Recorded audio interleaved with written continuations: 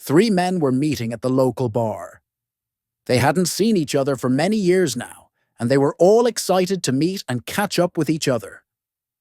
They started drinking and talking, when after a while one of the men said, "I have the worst marriage ever." The others looked at him confused and asked, "Why's that?" So he explained, "My wife won't sleep with me more than once a month. She absolutely refuses." The other men shook their heads in sympathy, and then one of them asked, "What did you do about it?"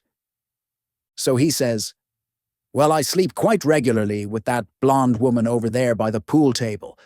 Unlike my wife, she's up for anything."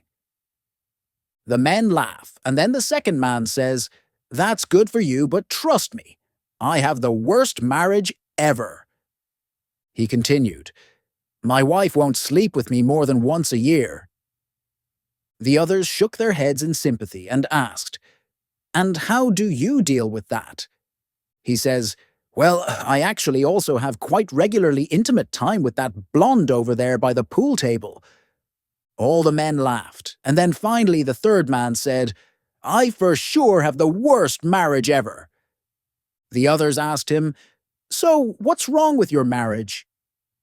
He paused and said, "Well, for one, she's always here playing pool." A 16-year-old boy turned up at his home one afternoon, proudly driving a sparkling new Ford F-150, the truck gleaming under the sunlight. His surprised parents gaped at the shiny vehicle, blinking in disbelief at the unexpected sight, and then immediately fired a barrage of questions at him.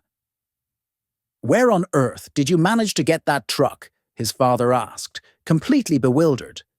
The boy replied nonchalantly, "I just purchased it today." His mom, equally stunned, questioned, "But with what money?"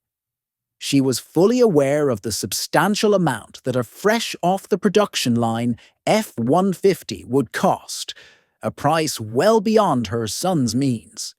"Well," he started, a slight smile playing on his lips, "you would not believe it, but this vehicle cost me just $15. His dad's eyes nearly popped out of his sockets at this unbelievable claim. Who in their right mind would sell a brand spanking new truck like that for a pittance of $15? He exclaimed, struggling to comprehend the situation. The teenager simply shrugged and answered, "It was the new neighbor lady who stays a few houses up the street. She moved in recently, so I don't know her name. She noticed me riding past her house on my bicycle and asked if I was interested in buying her F-150 for just $15. "My goodness gracious," his mom gasped, still trying to process the information. "Perhaps she's not in her right mind or suffering from Alzheimer's or something. John, you better go see what's going on." So following his wife's suggestion, and filled with concern about the neighbor's well-being, the boy's father ambled up the street to the house where the new neighbor resided. He spotted her in the yard, tending to her garden and planting some flowers. He introduced himself as the father of the boy who had recently become the owner of a new Ford F-150 truck that she had sold for an unbelievably low price of $15. He kindly inquired about the peculiar circumstances that led her to sell the truck at such a low price.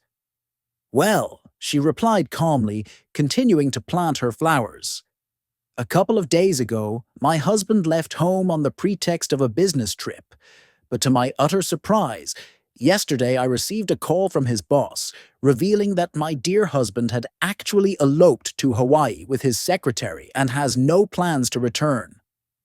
"Oh, I am deeply sorry to hear that," the father sympathetically responded, genuinely feeling for her situation.